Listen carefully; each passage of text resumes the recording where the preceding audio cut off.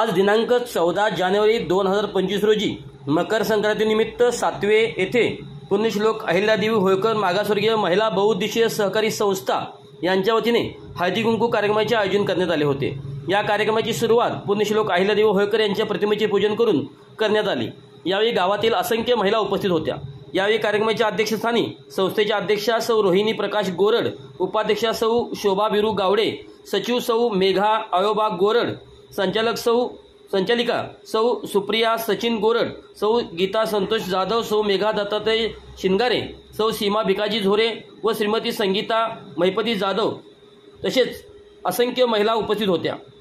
तिळगुळ व भेटवस्तू वाटप करण्यात आले। यावेळी संस्थेच्या वतीने महिलांचे आभार प्रकट करण्यात आले।